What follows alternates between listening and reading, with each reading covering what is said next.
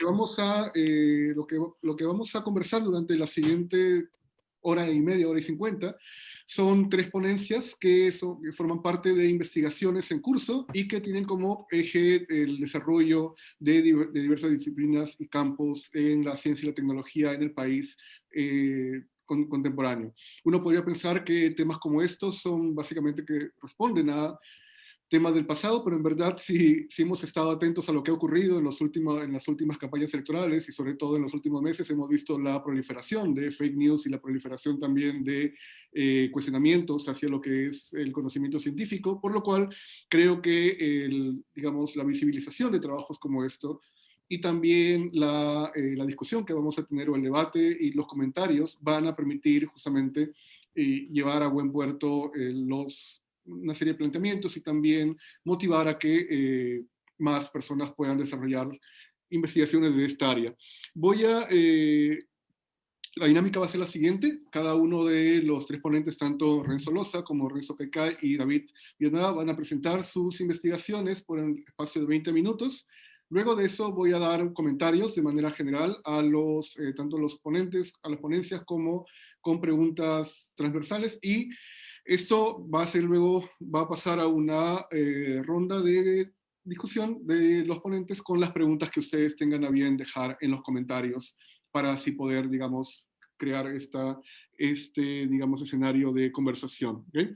Bien, entonces, sin más, quiero presentar vamos a comenzar con René Solosa, quien es bachiller de Historia por la Universidad Nacional Mayor de San Marcos, y esta ponencia forma parte de su tesis, la institucionalización de la meteorología en el Perú y la formación del Servicio Meteorológico Nacional entre 1884 y 1943.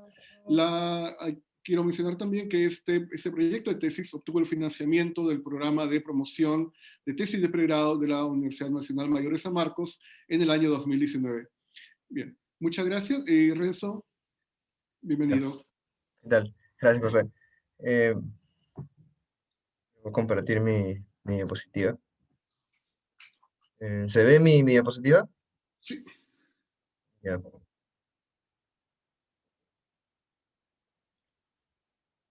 Bien.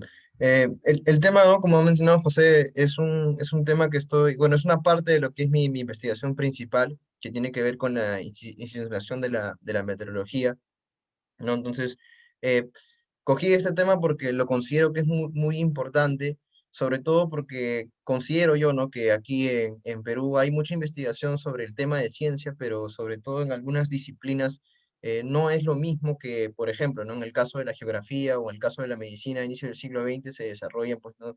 De una manera grande, ¿no? Hay financiamiento, hay investigación, pero hay otras ciencias que no se desarrollan de la misma manera, ¿no? Que en el caso de las ciencias médicas, ¿no? Entonces, cogí el tema de la meteorología, ¿no? Que es un tema ya desarrollado por investigadores como el profesor Seiner, ¿no? Que él ha hecho en un libro, y creo que su tema de tesis de maestría es sobre el cosmógrafo, ¿no?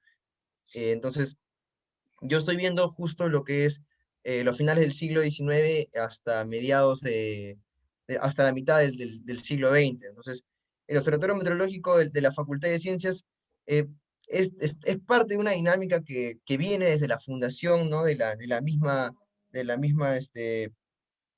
Facultad de Ciencias cuando nace en el año de 1868, ¿no? Entonces, yo quiero ver aquí un problema que es la importancia de la Facultad de Ciencias, ¿no? Para la institucionalización de la meteorología. Bien, pero yo dentro de lo que es mi tema principal, yo trato de ver indicadores para poder darme cuenta de que hay algún tipo de institucionalización dentro de la ciencia meteorológica, ¿no? Entonces, ¿cómo es que yo he sacado estos indicadores? He tenido que realizar cómo se va desarrollando la meteorología en otros países, ¿no? En el caso de Costa Rica, en el caso de México, en el caso de Argentina, son países que a finales del siglo XIX ya están formando servicios meteorológicos nacionales, ¿no? En el caso de Perú, no. Entonces, ¿por qué los pongo a ellos? Porque los casos latinoamericanos son más cercanos a la realidad peruana, ¿no? En el caso de los casos europeos, no. En el caso, por ejemplo, de España, se desarrolla totalmente diferente a lo que es la meteorología aquí en Latinoamérica. Entonces, he cogido estos casos para poder desarrollar algunos indicadores que nos pueden dar una visión de cómo se va desarrollando la institucionalización de la meteorología, ¿no? Uno de ellos, mi primer indicador que pongo es eh, cómo se va, es decir, la ciencia meteorológica tiene una dinámica propia de desarrollo en cada región, ¿no? Que está influenciada por un contexto político, social, económico y cultural, ¿no? Lo cual creo que es muy importante porque he sentido en estos últimos meses que a veces los científicos de ahora que han tenido mucha acogida por el tema del COVID, siento que ellos creen que la ciencia es un tema neutral, ¿no? Que la ciencia no tiene nada que ver ni con la política ni con la económica, que ellos pueden mantenerse en la neutralidad, pero no es así, ¿no? La ciencia está demostrada, al menos en Perú, que, por ejemplo, un científico en el siglo XIX, en el siglo XX, tiene que buscar redes, ¿no? ¿Y estas redes con quién la forma? Con el Estado, ¿no? La forma con extranjeros, ¿no? Con metrópolis importantes que desarrollan ciencia. Entonces, el mismo científico tiene un rol que no es un rol neutral, ¿no? Es un rol que tiene que ir desarrollando.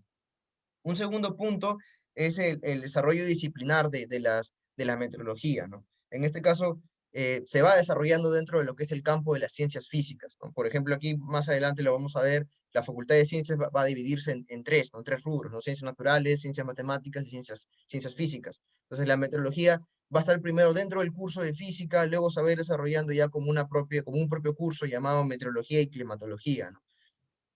Entonces, otro punto importante aquí es el apoyo estatal, ¿no? El apoyo estatal es un punto importante dentro de las ciencias. ¿Por qué?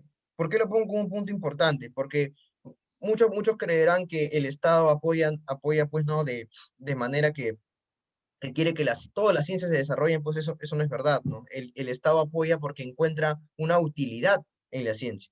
Si la ciencia le es útil, el Estado apoya, ¿no? El Estado financia. En este caso, la meteorología va a tener una utilidad en cada etapa que se va desarrollando en el Perú, ¿no?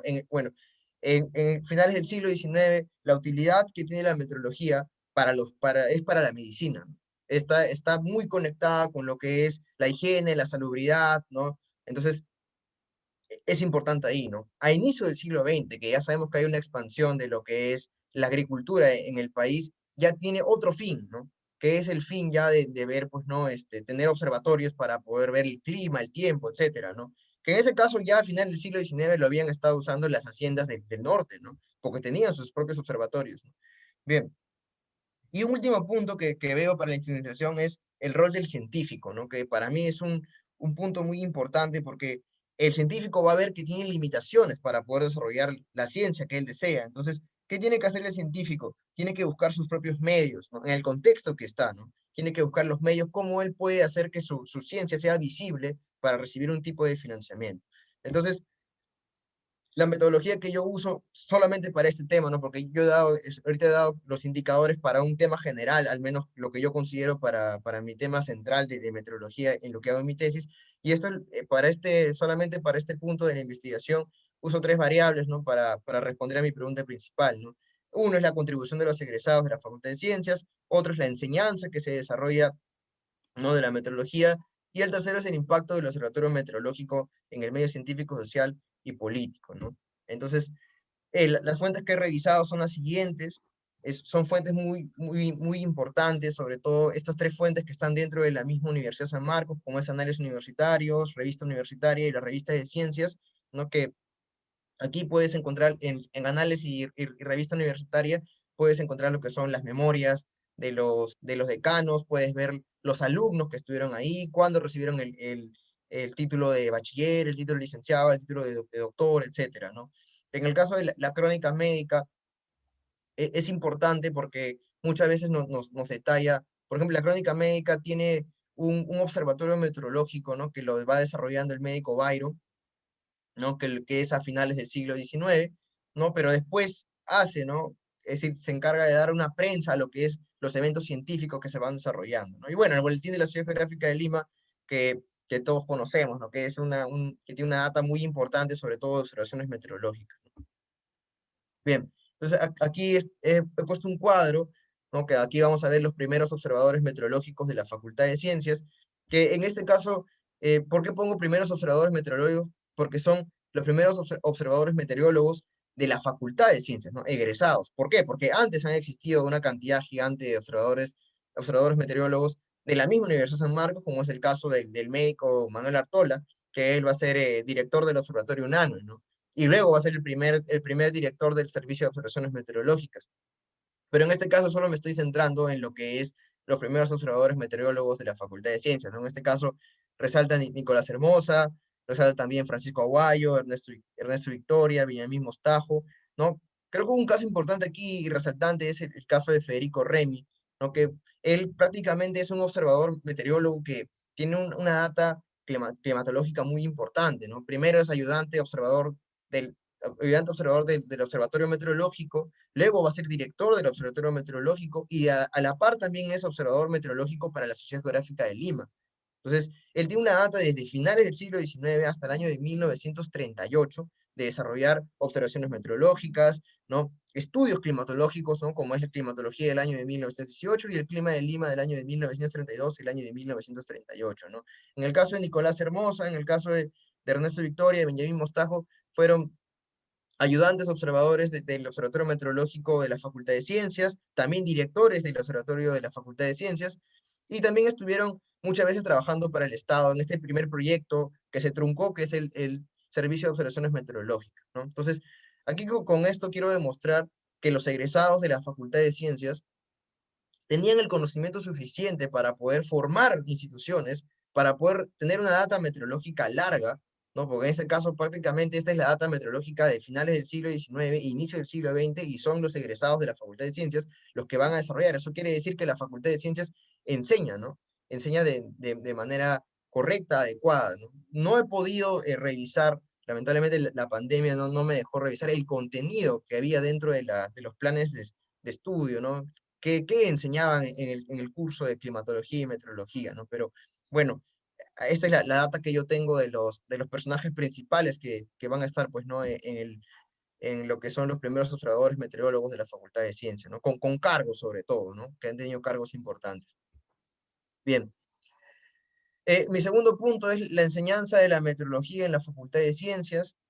Aquí es una dinámica importante. ¿Por qué? Porque la Facultad de Ciencias, ¿no? En las reformas que va a tener en el año de 1884, en el año de 1886, y antes también, ¿no? Solamente es un medio preparatorio para entrar a otras instituciones, ¿no? Como es el caso de la Facultad de Medicina y el caso de las escuelas de Ingeniería y Agricultura, ¿no? Eso quiere decir que la Facultad de Ciencias, por más que te otorgara ¿no? el grado de doctor, el grado de bachiller, eso no te permitía que tuvieras tú un desarrollo profesional, ¿no? No había por ejemplo, no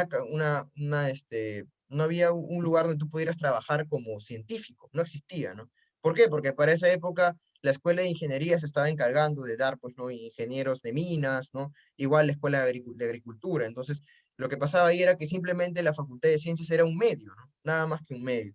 Pero en la década de 1920, con todo el boom de la reforma universitaria, se van a efectuar cambios, ¿no? Sobre todo en la reforma universitaria del año de 1928. El año de 1928 la guía, ¿no? Va a proponer que se dé una reforma universitaria, y ahí vemos algunos artículos importantes, ¿no?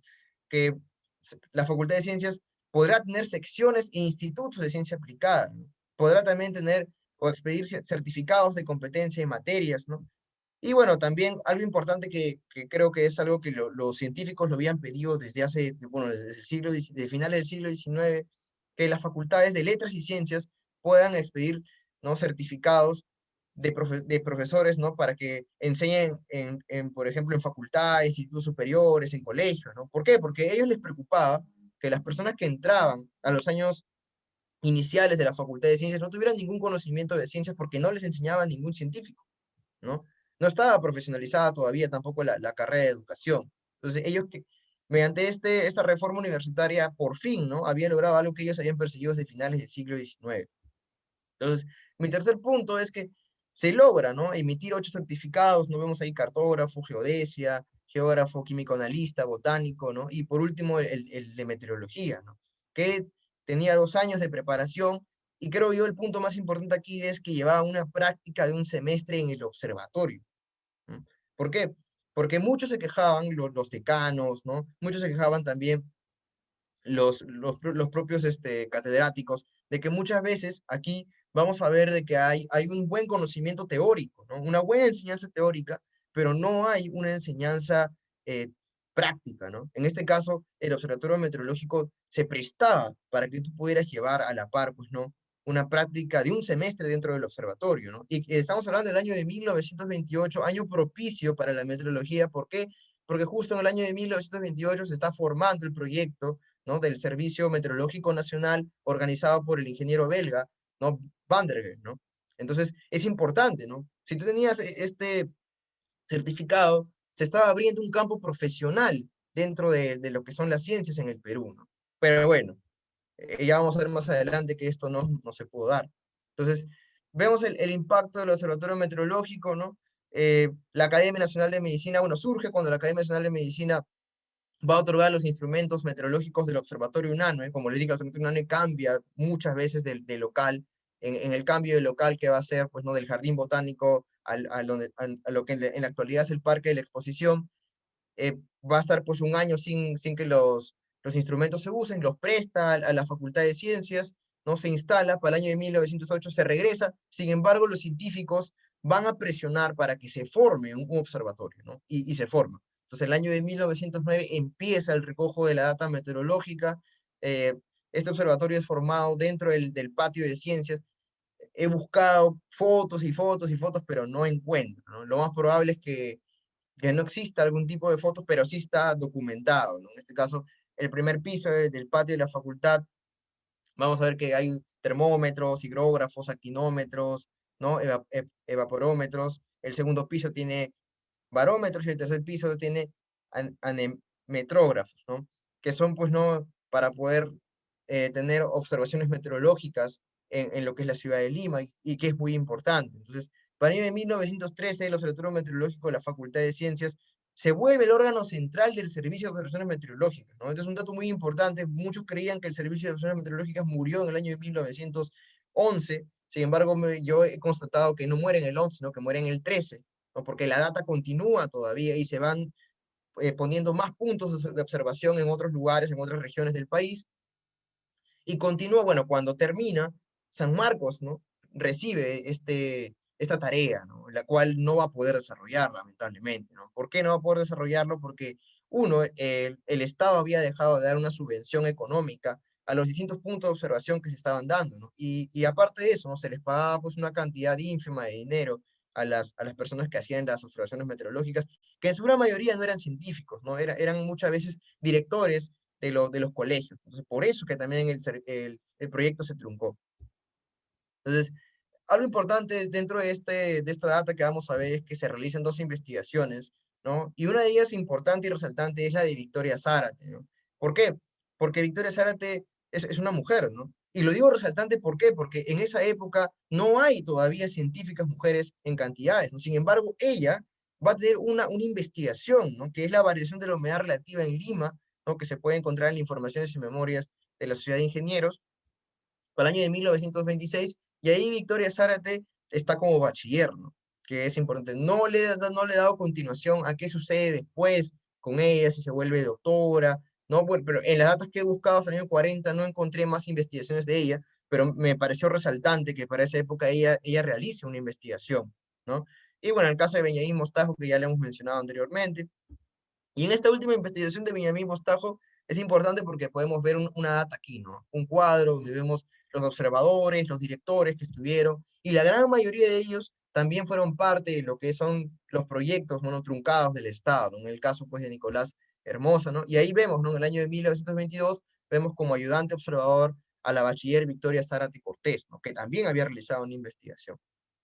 Bien, entonces, antes de pasar a conclusiones para darle punto final a esto, este proyecto, ¿no? Que ya vimos que estaba teniendo un certificado, es prácticamente el observatorio meteorológico en la Facultad de Ciencias, es el observatorio que tuvo una data continua y grande de todo el siglo XX, ¿no? ¿Por qué? Porque en el siglo XIX el observatorio no fracasa, solo tiene una data del 1892 hasta el año de 1800, disculpe, 1899, y en el caso del Servicio de Observaciones Meteorológicas solamente su data es del año de 1911 hasta, disculpe, 1909 hasta el año de 1913, ¿no? Entonces, lo que observamos ahí es que el Observatorio Meteorológico tiene una data mucho más grande, ¿no? 1909 hasta el año de 1928, ¿no? Entonces, es una data gigante, ¿no? bueno, al menos para los fracasos que habían existido antes, es una data muy importante. Sin embargo, este sueño que se tiene pues no es truncado. ¿Por qué? Porque sabemos que en el año de 1930 va a haber un golpe de Estado. Luego del golpe de Estado sabemos que San Marcos va a ser cerrada en el año de 1932 hasta el año de 1935. Y cuando revisé la continuación, ¿no?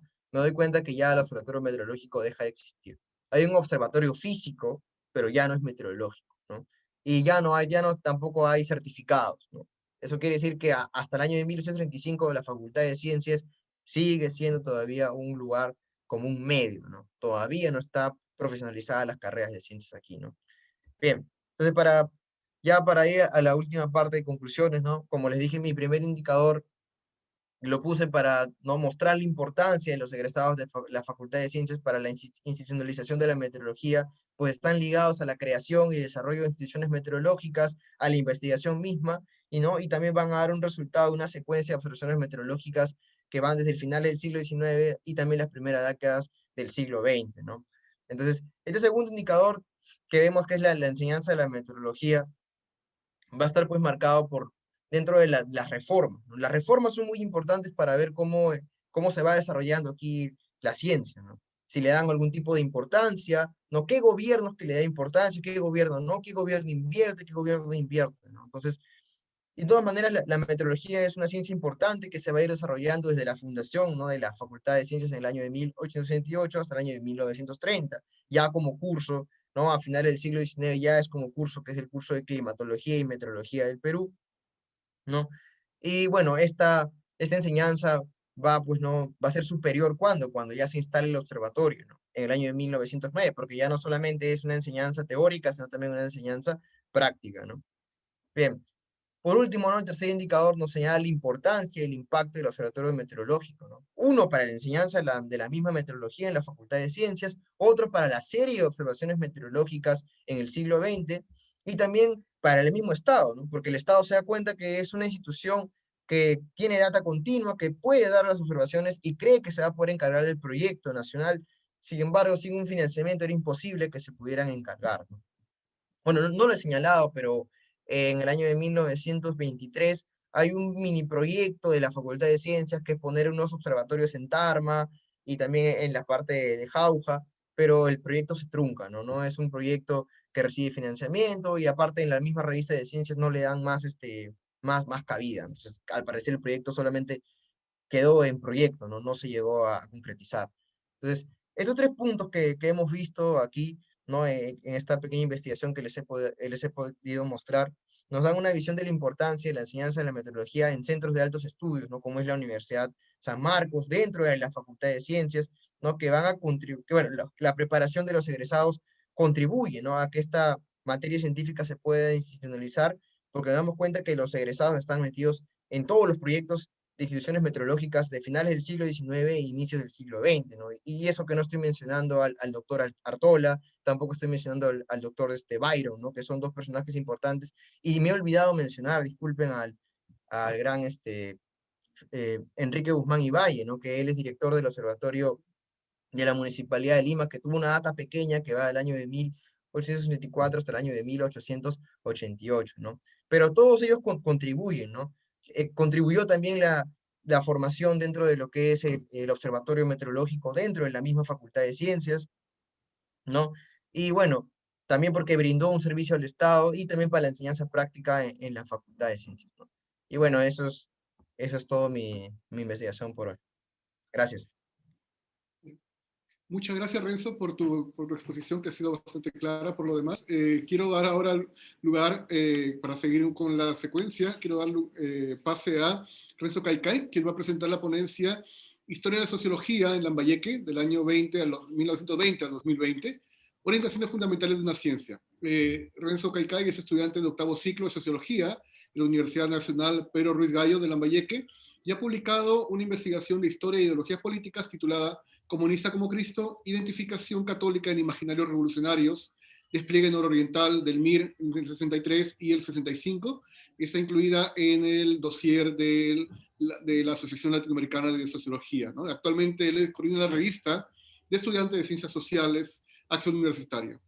Renzo, adelante. Sí, ok. Muchas gracias. Voy a compartir la pantalla. No se puede compartir, me parece que aún está compartiendo el anterior ponente.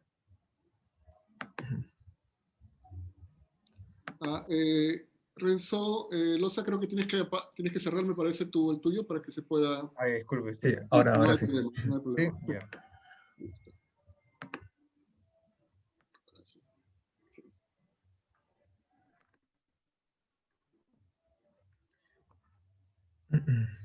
Bueno, yo se voy a presentar algunas fotitos. He Ujú. tenido la suerte de tener acceso.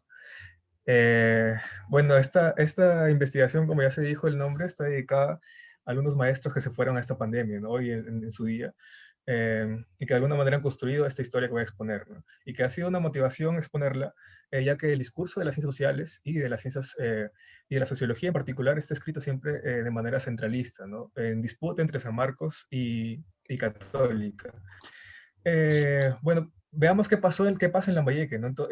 Si bien el lapso es muy laxo, digamos, no es tan específico, vamos a ver de manera presurosa eh, qué pasó, ¿no? Nos proponemos estudiar la sociología lambayecana, refiriéndonos a la sociología sobre Lambayeque, sobre su espacio regional, para eh, tener independencia de la procedencia de sus exponentes, ¿no? Atendemos al campo académico, a los proyectos, a sus compromisos políticos, ¿no? Y se trata de una genealogía de las orientaciones en el sentido como dijo un autor, ¿no? Eh, Se parece también este enfoque a lo que hace Antonio Zapata con la derecha, ¿no? Son como líneas que aparecen, que en algún momento se fundan, pero que aparecen con las décadas, ¿no? De acuerdo a algunos contextos. Son rumbos discursivos y prácticos de un fenómeno, ¿no? Las fuentes han sido fuentes muy limitadas, ¿no? No hemos tenido facilidad con la pandemia más, sin la pandemia tampoco hubiéramos tenido la facilidad de acceder a estas fuentes y hemos recurrido a entrevistas de los actores, ¿no? Para darle voz a una versión casi tácita, ¿no? Y no escrita hasta ahora. Bueno, la sociología, como toda ciencia social, nace con la modernidad. La modernidad de nuestro espacio regional comienza más o menos entre 1870, ya lo mencionaba Renzo Loza, con las plantaciones de azúcar, con las plantaciones de arroz en el norte, y se consolida en 1920, ¿no? Todos estos escenarios de cambios también posibilita un escenario de cambios o de aires progresistas, ¿no? Ya lo estudiaba esto en Clarén, ¿no? Con el APRA. En el grupo norte, por ejemplo, el grupo norte del APRA, perdón, el grupo norte de Chiclayo, que es un núcleo, ¿no? De poetas que va de 1917 a 1930, incluye, por ejemplo, Vallejo, Valle de la Torre, Atenero Orrego, Ciro Alegría. Nuestra versión, a influencia de ellos, fue la vanguardia de Chiclayo o el grupo de Chiclayo, ¿no? Como máximos exponentes, muy joven en esa época, estaba Nicanor de la Fuente Cifuentes, Nixa, Carlos Albulo Miranda, los hermanos León Barandarián, que ellos a raíz, bueno, se conectan no solamente con el grupo norte de Trujillo, sino con el centro y sobre todo con Lima, ¿no? Con el Amaute Mariátegui y con el quincenario Labor. Mariátegui en 1926, a partir de 1926, el grupo Vanguardia de Chiclayo organiza una velada solidaria por la amputación de la pierna de Mariátegui. Entonces empiezan a intercambiar epístolas, ¿no? Y aquí encontramos unas líneas muy importantes para lo que significa las ciencias sociales y lo que van a ser décadas después, no había universidad en Lambayeque, sino hasta 1970, la sociología, ¿no? Eh, Textualmente dice, necesitamos estudios concretos sobre los aspectos de la cuestión agraria del norte. Mariátegui les pide a estos poetas, ¿no? Poetas medio burgueses, que lean a Marx, que estudien al indígena de Lambayeque, se los pide encarecidamente, ¿no? Para que tenga material sobre el norte para la revista Mauta y sobre todo que ejerzan una labor de intelectuales orgánicos con sus proletarios, con sus trabajadores, ¿no? Y lo más importante que me parece es el segundo párrafo, dice, hay sobreproducción poética, no me envíen más poemas, dice. Una palabra de orden debe ser la vuelta a la prosa, o sea, cambiar la poesía por la prosa. Y dice a continuación, la prosa es disciplina y construcción, el verso es desorden y exceso. Esto les dice Mariátegui a la vanguardia de Chiclayo. Esto es una muy fuerte influencia viniendo de esa luminaria que muere justamente un año después de que les escribió esta carta, pero que tiene muy poco resultado en la época, ¿no? De estas órdenes constituyen para nosotros la primera orientación, ¿no? Que es literatos a cargo de lo social y a cargo también de lo político. Sobre todo es un precedente para lo que después va a ser una construcción disciplinaria del conocimiento científico sobre Lambayeque, ¿verdad? De ahí que no sea muy raro que Enrique López Albújar, nacido en Chiclayo, ¿no? Pero formado en San Marcos, escriba un libro de sociología, este literato, ¿no? Este hombre de letras, ¿no? No hay mucha diferencia para él entre, bueno, un estudio de sociología, un estudio jurídico y al final un título poético, ¿no? Caballeros del delito. Es un estudio de criminología, pero le ponen caballeros porque los actores, los abigeatos, los que hacen abigeos, andan en caballos, ¿no? Y nunca andan a pie en el Ande.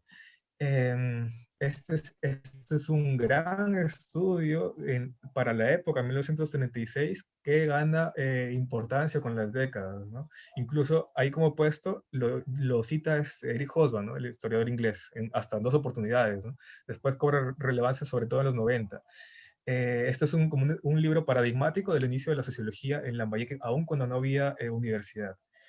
Sin embargo, también pasamos un periodo también de oscurantismo, según algún autor sociólogo llamado Luis Roca Torres, ¿no? 1936, 39 empieza pues bueno, se consolidan los militarismos, las represiones,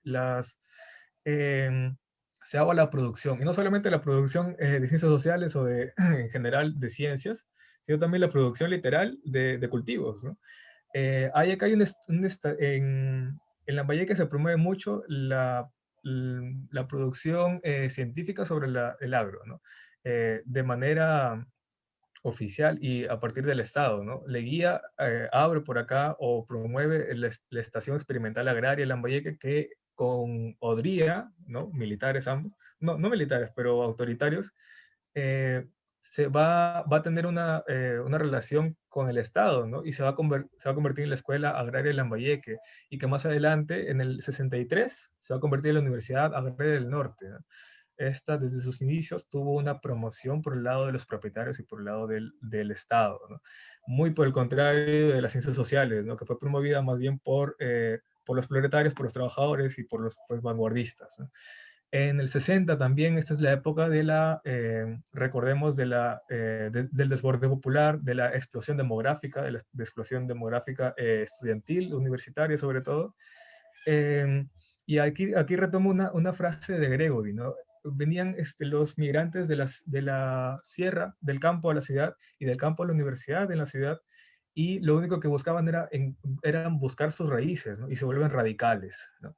Entonces era la época de un estudiantado muy radical, sobre todo por el contexto interno, la facultad, por ejemplo, de educación, que vemos aquí a la izquierda, que está tomando este rectorado de la UNL, de la Universidad Nacional de Lambayeque, es creada en el 65, ¿no? La época de las guerrillas, bueno, cuando de la Puente se vuelve casi un dios. Y empieza entonces esta contradicción. La Universidad Nacional de Lambayeque se vuelve muy famosa por sus disputas ideológicas y sus disputas violentas en la ciudad, ¿no? En el espacio público, ¿no? O sea, el APRA contra el MIR, contra el FER, incluso los maoístas contra los leninistas. Entonces se vuelve muy caótica y muy conocida, mientras que la Universidad Agraria del Norte gana mucho prestigio. Estas eran las únicas universidades en Lambayeque. Un fenómeno que nos sirve como transición es Velasco, ¿no? El gobierno revolucionario de las Fuerzas Armadas en el 70, en el 68 hace su golpe de Estado, en el 69 cierra esta universidad, cierra la Facultad de Educación, ¿no? Por ser pues muy revoltosos, y en el 70 ya cierra ambas universidades, las dos universidades de Lambayeque las cierra y crea una nueva y las unifica, ¿no? A razón, según la versión oficial de la ley, ¿no? Aparece en la ley, dice que ambas pertenecen, no deben estar separadas porque tienen una misma población estudiantil objetivo, pero los participantes de las entrevistas nos dicen que el gobierno de Velasco, y sobre todo Sindamos, lo hace a razón de apagar el incendio político de la Universidad Nacional de Lambayeque, y por lo tanto le otorga la administración a la Universidad pues, Agraria del Norte, porque tenían una lógica más técnica y disciplinada, ¿no? Ahí nace, pues a la izquierda vemos la UNPRG, Universidad Nacional Pedro Ruiz Gallo, en el 70. En el 71, fines del 71, inicios del 72, nace Sociología como programa, ¿no? No había facultades, ¿no? Por su ley. Eh, Algunos dicen que el fin del 71, diciembre del 71, algunos dicen el 72. Sin embargo, lo cierto es que nace de las cenizas de educación, de esa facultad tan conflictiva, ¿no? Y educación le otorga su infraestructura a sus profesores, su lógica de entender la organización de la universidad y sobre todo su lógica de entender las ciencias sociales, ¿no? Unas ciencias totalmente marxistas, leninistas, maoístas también por algún lado, ¿no? Y van muy en disputa también con el Sinamos y con el aparataje del gobierno, el aparataje oficial. Sin embargo, Velasco promueve indirectamente no solamente la creación de sociología, sino también promueve su primer marco temático para sus estudios ya por primera vez de manera disciplinada y de manera científica, propiamente dicho, ¿no? Y sistemática. Porque les da pues la reforma agraria. Y ustedes ven las primeras tesis de sociología de la primera promoción, es el 72, el 77, pues todas son la influencia de la reforma agraria sobre tal distrito, sobre Úcupe, sobre Tucumán, sobre Cayaltí, etcétera, ¿no? A tal punto que agotan este tema, ¿no? Y aquí vemos pues la primera orientación, recordemos la primera orientación era estudios agrarios y labor orgánica. Esta promoción la condice, entonces hace estudios agrarios y fuera de la universidad establece labor orgánica de intelectuales, ¿no? Con sindicatos. Sin embargo, ya cuando termina de estudiar la primera promoción, se encuentran con un gran problema para el desempeño laboral, ¿no? No todo era marxismo, no todo era cambio social, tenían que trabajar. Mientras que en Lima, mientras que en Lima Ciencias Sociales disfruta de Sinamos y de todo el apogeo de sus ciencias aplicadas, para el 78, el 79, Sinamos ya está liquidada. Entonces, Lambayeque pues se ve con un gran problema que lo resuelve de algunas maneras, ¿no? Primero lo resuelve uniéndose con educación, que al final era su nexo prístino, ¿no? Después también, se sociologiza el magisterio, dice alguna frase de algún participante, ¿no? También le da una respuesta política, ¿no? Crean algunos cuadros, algunos movimientos políticos provinciales, regionales, sobre todo de izquierda, ¿no? Es la época del conflicto armado interno. Aquí he puesto alguna foto de algún resabio de esta lucha, ese es de 2016 más actual, ¿no? Y hay una tercera respuesta que es más heroica, más creativa, ¿no? Según también la opinión de los participantes, ¿no? Que es los think tanks, ¿no? Comenzar a ejercer estudios sociales y ganarse el financiamiento externo de la cooperación, ¿no? Mientras que en Lima había el IEP, también quizás el DESCO, aquí pues se prueba el Centro de Estudios Sociales Solidaridad en el mayo de 1980, ¿no? Junto con CONAPIS, por ejemplo, Comisión Norte de apoyo a las investigaciones sociales, crean algunos eventos de seminarios de investigaciones muy, muy, muy fructíferos, ¿no? CIPCA, que existe hasta ahora, por ejemplo, Logotipo, Solidaridad. Y aquí rescato otra orientación, ¿no? Que a opinión de Rochabrún pertenece a Quijano, ¿no? Es la de que los intelectuales se vuelquen a la política y no al revés, ¿no? Que estudien la realidad social de la población, de sus masas, entre comillas, y que no vayan directamente con la población y después haciendo un vínculo político, le estudien, ¿no? Es la época también, los 80s, en menos los 80s, la época de la profesionalización, ¿no? Con el desprestigio del sendero luminoso en las ciencias sociales, se confronta también el oficio y la utilidad técnica de la sociología y las ciencias sociales en general, ¿no? Sobre todo con el Congreso Nacional de Sociología en Cajamarca el 95, ¿no? Con la disputa entre Germana y Rocha Brun. Aquí hay un punto muy importante que es la revista Utopía Norteña, ¿no? Es una importante revista que dura poco, pero es significativa para lo siguiente, ¿no? ¿Por qué Utopía? Porque se rescata a pesar de que termina pues ese ocaso del sentido marxista, continúa pues ese ámbito místico del cambio social, ¿no? Cultural, relacionado con su identidad tradicional, ¿no? Esta revista no tiene, bueno, y cabe mencionar también que es coordinada por un educador, ¿no? Como todos estos proyectos, son liderados por educadores, ¿no? Y son estudios sociales, ¿no? Desde el inicio.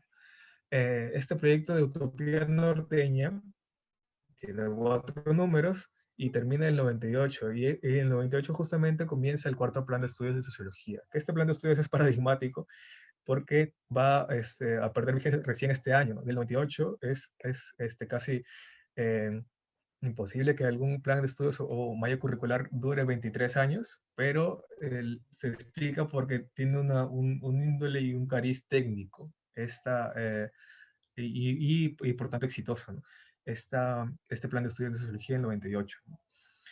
El 98 también es un año de fuego, ¿no? Sobre todo por las ciencias sociales.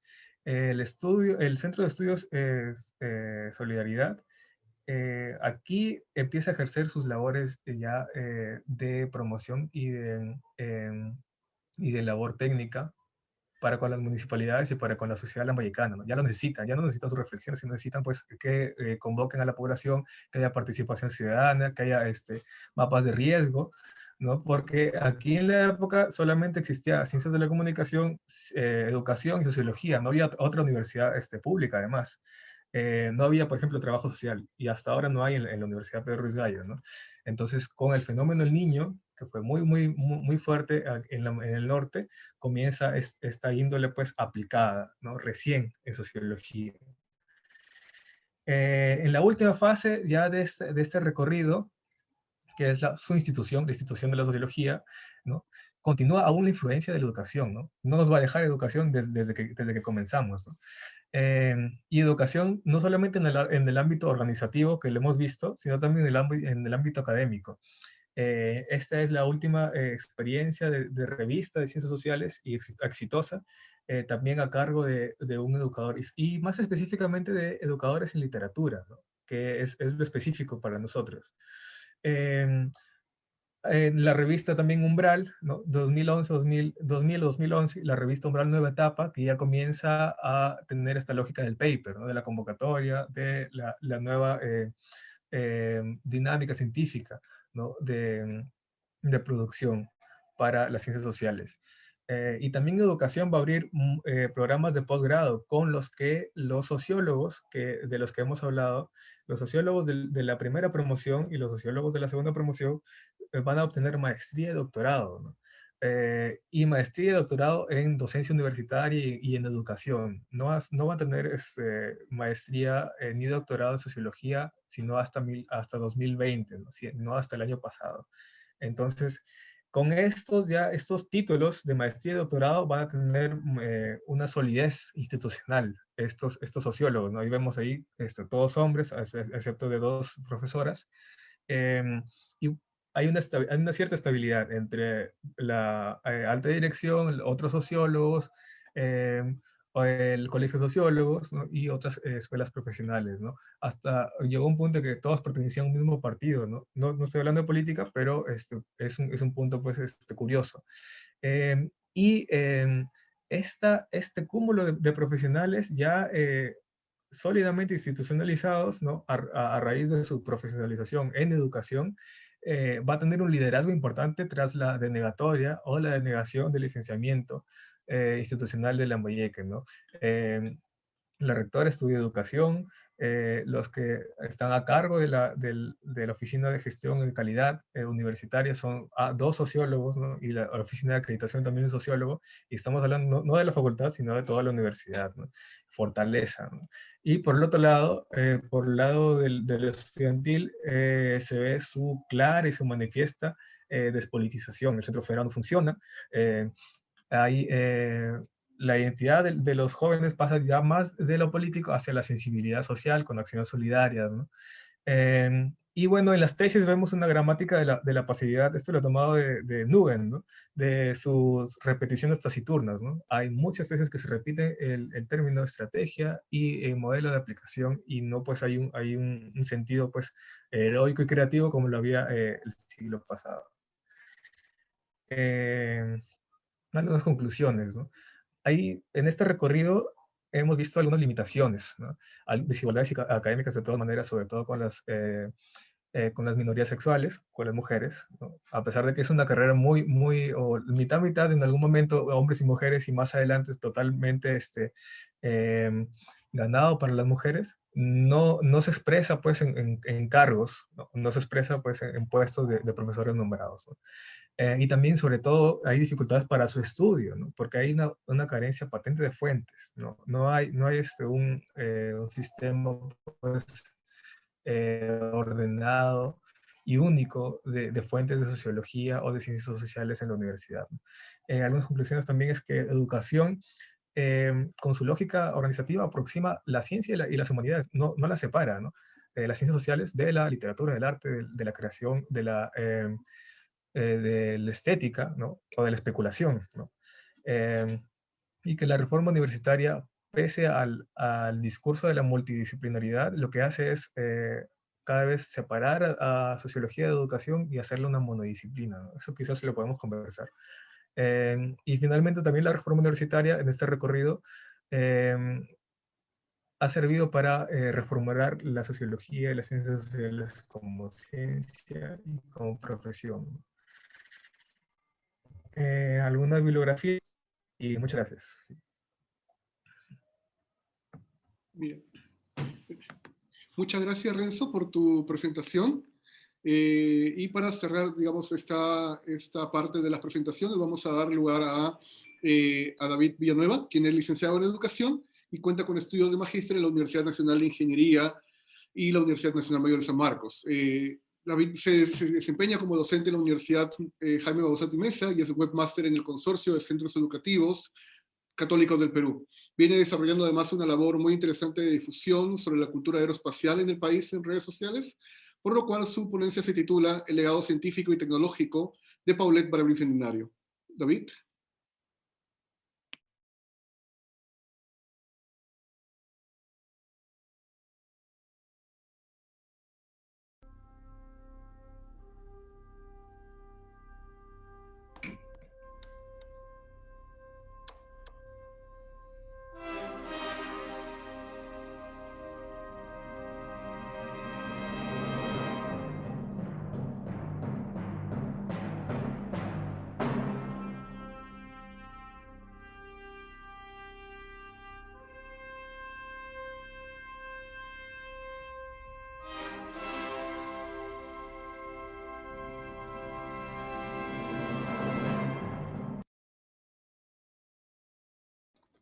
Muy buenas tardes, estimados participantes, estimados amigos.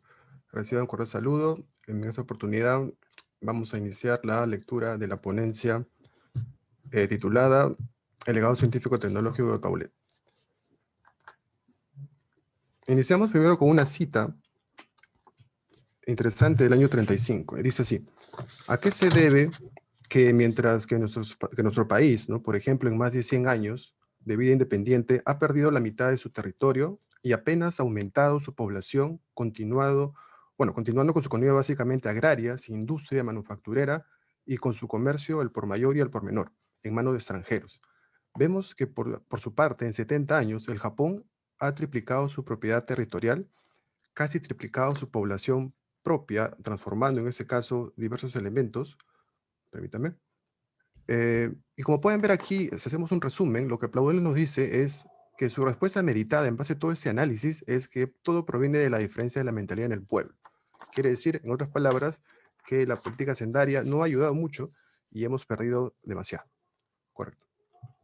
Avancemos pues ahora con un poco en relación a lo que es el saludo, un saludo rápido para todos los que nos escuchan, en especial a la comisión organizadora del Bicentenario.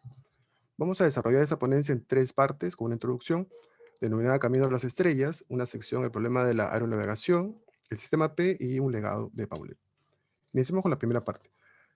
Cuando en 1935 Paulet publicó el libro del Japón moderno, dedicó un capítulo a las finanzas y a la hacienda pública, donde enfatizó que el problema de nuestro pueblo radicaba en la mentalidad colonial.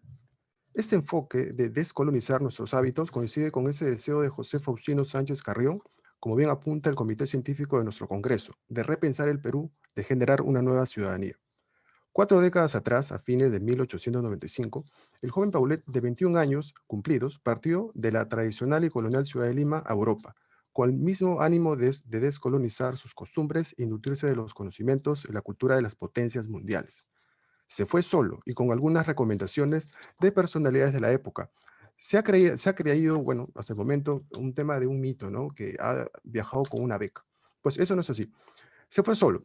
Este mito vamos a decir, se diluye cuando vemos esta fuente donde él nos dice: nacido en Arequipa en 1874 y educado por su cuenta en Europa hasta diplomarse de ingeniero industrial en París.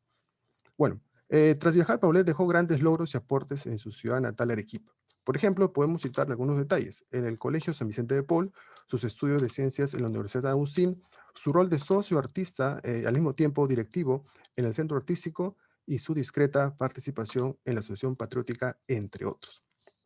A inicios de 1895 también destaca su compromiso ciudadano como voluntario de la Cruz Roja en un periodo de turbulencia política y de guerra civil. Debe impactarse con los hechos del combate del 27 de enero en Arequipa, donde junto con sus amigos de la universidad brindaron atención a los enfermos y sobrevivientes en las ambulancias de la ciudad. Tras su fracaso, también es interesante mencionar eso, que es un fracaso, es un proceso de aprendizaje, de no poder ingresar a estudiar medicina a la Universidad Nacional Mayor de San Marcos en 1894, al parecer por falta de conocimientos de latín y griego, requisitos indispensables para todo postulante. Pablo no se desanimó y se trazó un plan para ir a Europa, en especial a París. Así es, en París, y luego de unos años de estadía, de dominar el idioma francés, de trabajar como periodista, de hacerse socio de algunas instituciones, postula al reciente creado Instituto de Química Aplicada de la Universidad de París. Es aquí donde consolida sus inquietudes y logra diseñar y construir y probar entre 1898 y 1901 su motor cohete de propelente líquido. Motor clave que marca un hito y lo convierte en el precursor de la astronáutica. El motor cohete de Paulet es el objetivo del presente trabajo. ¿Cómo lo hizo? ¿Cuándo empezó su proyecto? ¿Quiénes intervinieron directa o indirectamente para la realización de este proyecto? Bueno, desde que el propio Paulet publicó en 1927 su carta reclamando la autoría y dejando en claro que él había experimentado por primera vez 30 años antes este motor, diversos autores se han pronunciado a favor y en contra. ¿Cómo logró adentrarse Paulet a estudiar los temas de la navegación?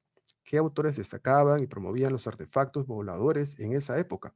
¿Cuáles fueron los pasos e hitos que ayudaron a Paulet a formar su propuesta? ¿Es posible reconocer algún patrón o método que ayudó al desarrollo del motor cohete? ¿Cuáles son las evidencias que nos ayudan a validar cronológicamente el invento de Paulet? Y luego de todo esto, el balance. ¿Cuál es el legado científico y tecnológico de Paulet para el Bicentenario? A continuación daremos una somera descripción de la historia del motor cohete de Paulet, mencionando algunos principales hitos y personajes que se cruzan y entrecruzan en la fascinante vida del ingeniero Paulet.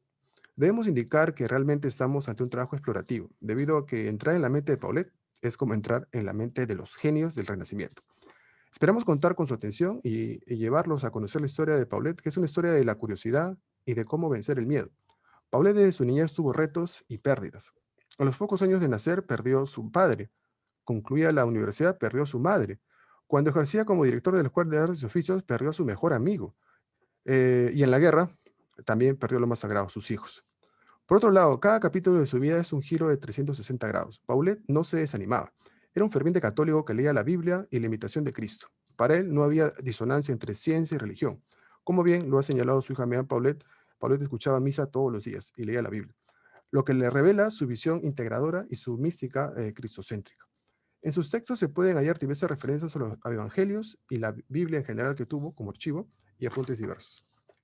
Nosotros proponemos que Paulet llegó a la cumbre del pensamiento inventivo precisamente por desarrollar sistemáticamente una mentalidad descolonizante, ejemplar, que lo llevó a las fronteras del conocimiento.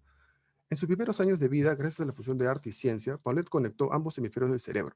Durante sus años en la UNSA, cursó materias de letras y ciencias en simultáneo, a saber, literatura, filosofía, historia natural, economía, etc. Todo este trabajo, lo juntó con el arte, con la pintura, la escultura, la fotografía y expediciones al campo. Quiere decir que todo esto fue la base para lo que hemos indicado su camino a las estrellas. Segunda parte, el problema de la aeronavegación y los explosivos, en este caso, como solución. El caso peruano es muy rico en antecedentes en historia de sistemas de aeronavegación. Sin contar a las culturas antiguas que estudiaron las aves y desarrollaron cosas increíbles como la línea de Nazca, por ejemplo, podemos citar la obra de Santiago de Cárdenas, el ornitóptero de Pedro Ruiz Gallo, los proyectos de ideas de Carlos Hess, las patentes de Miguel Vélez, el diseño globo de Alejandro Sauri, el proyecto de ave autoperuplano de Luis Enrique Ceballos, etcétera, etcétera. Cada uno de los personajes mencionados líneas arriba y bueno, en estos momentos, ha merecido y merece un estudio aparte en los especialistas en la materia.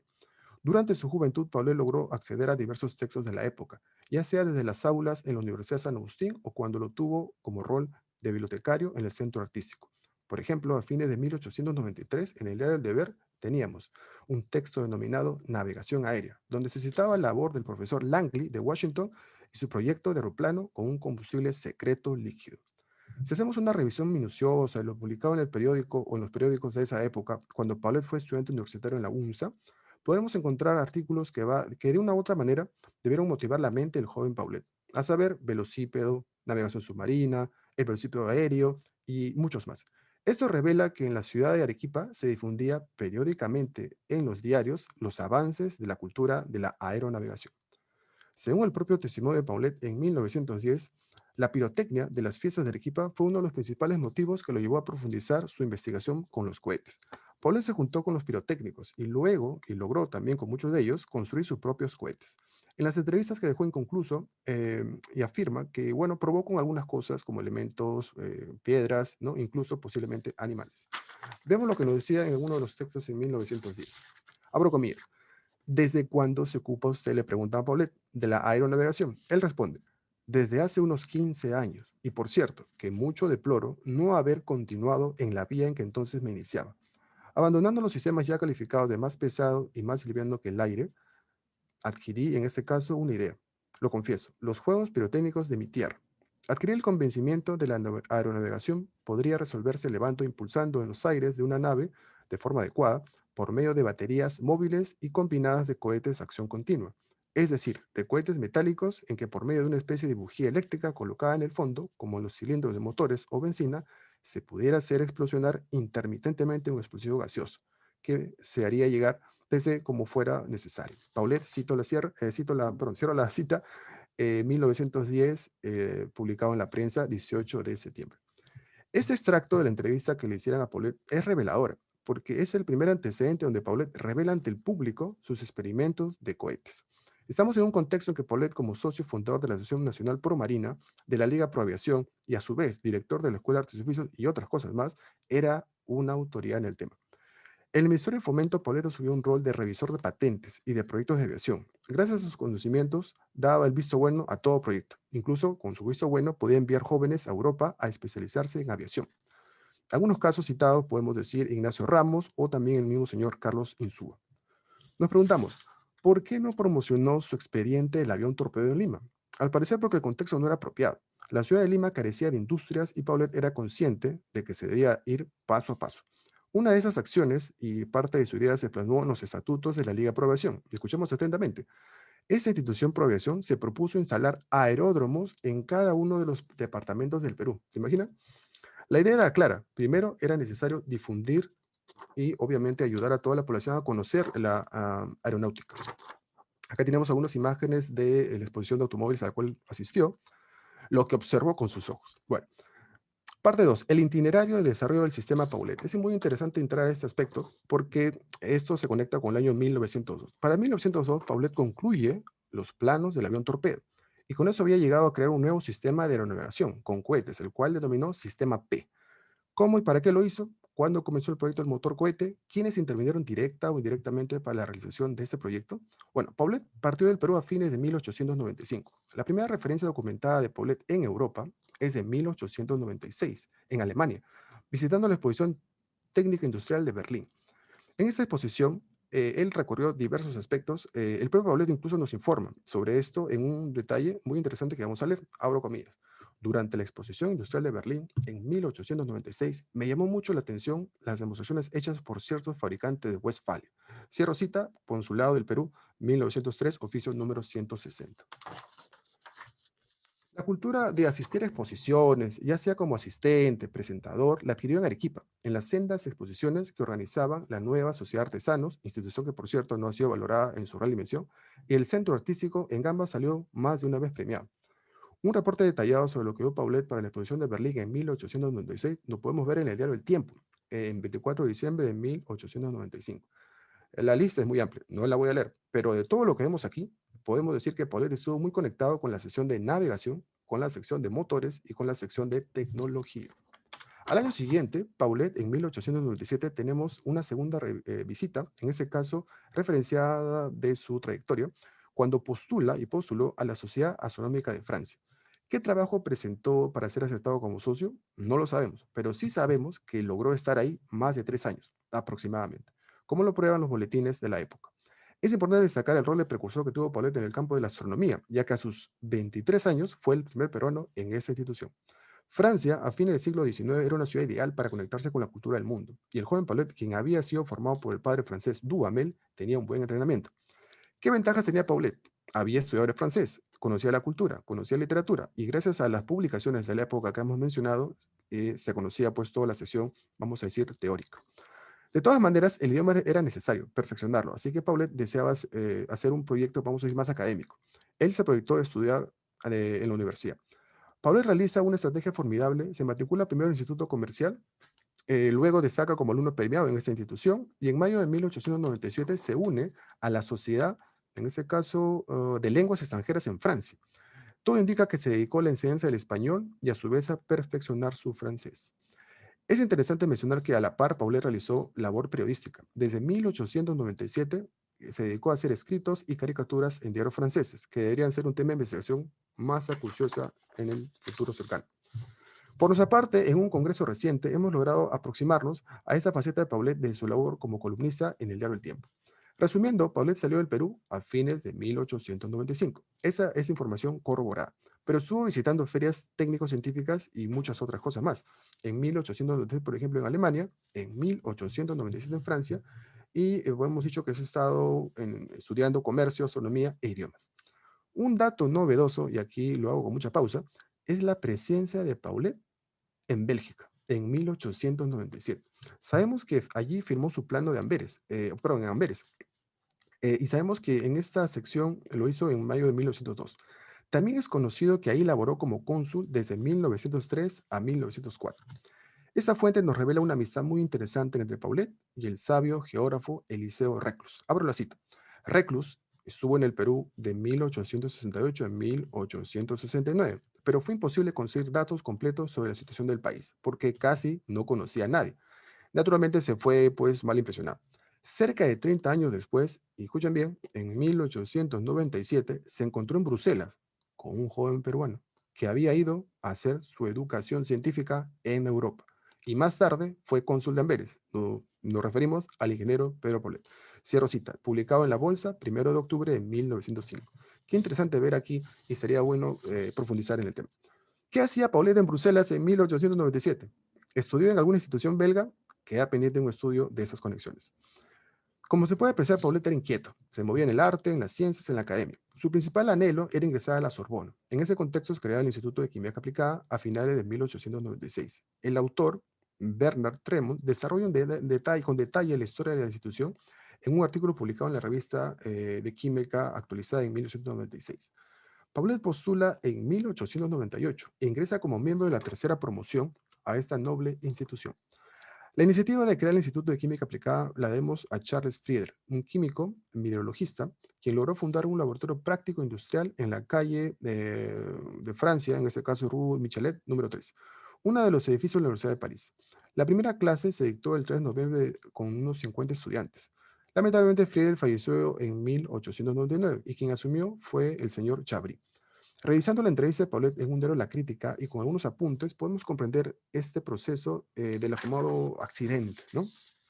Este accidente se desarrolló aproximadamente en ese periodo, 1898-1899. Y podemos decir que Paulet, en este caso, es el momento donde él practica estos experimentos. Volviendo a la cita anterior, podemos ver aquí una línea de tiempo rápida en el cual podría enfatizar y detallar que él estuvo en esos momentos morados en las exposiciones en París y en Londres. Avanzaré ahora con la sección El legado de Paulet antes de pasar a la sección de la propuesta. ¿Cómo logró adentrarse Paulet a estudiar los temas de la navegación? ¿Qué autores destacaban en esa época? ¿No? Entonces vamos a ver este legado. Bueno, podemos sintetizar en un legado que es armarse. ¿A qué se refiere? Armarse de coraje, armarse contra el miedo, resistir y propulsarnos al futuro. En más de una ocasión, Paulet nos revela que había consumido literatura de la aerostación. En 1899, él publica una recomendación teórica de un libro de Banet Rivet denominado La Aeronáutica, de 271 páginas. Interesante ver cómo Paulet aquí reforzaba el tema de la lectura, ¿correcto? Si tuviéramos que marcar algunos hitos que permitieron a Paulet profundizar en la aeronavegación, no vamos a señalar que la exposición de París es clave, como lo hemos mencionado, porque fue el espacio ad hoc donde él pudo propulsar su imaginación. En esta exposición, además, fue delegado representante del Perú en el Congreso de Química. En esta feria, Paulet pudo apreciar la primera mano diversos modelos de aviones, aerostatos, etcétera, como globos también, que se venían probando y construyendo. Si tuviéramos que describir el patrón de comportamiento de Paulet para estar actualizado, ese sería revisar bibliografía, ya lo hemos dicho, es el libro de aeronáutica y otros más, atender eventos, hemos mencionado los eventos, la feria de 1900, la feria de automóvil 1898 y la subsiguiente, revisar archivos institucionales. Es impresionante ver esos artículos científicos, la gran cantidad de datos que he utilizado, y a su vez sistematizarlos y proponerlos para mejorar el Perú.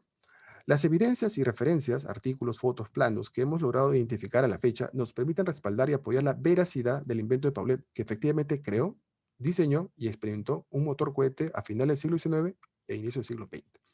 Los planos del avión torpedo, firmados en 1902, son una prueba, vamos a decir, tangible, de cómo la síntesis de varios años de trabajo se logró plasmar en un nuevo sistema de aeronavegación, el sistema P, que superó teóricamente y técnicamente el sistema más pesado y más liviano que el aire. Ese mismo año, en 1902, existen evidencias de que Paulet estudió en una institución técnica alemana. Y si revisamos con detenimiento los planos de Paulet, los tienen ustedes en la pantalla, nos daremos de la sorpresa que tiene textos en alemán. Así es, queda pendiente un estudio más exhaustivo sobre su paso por las escuelas alemanas.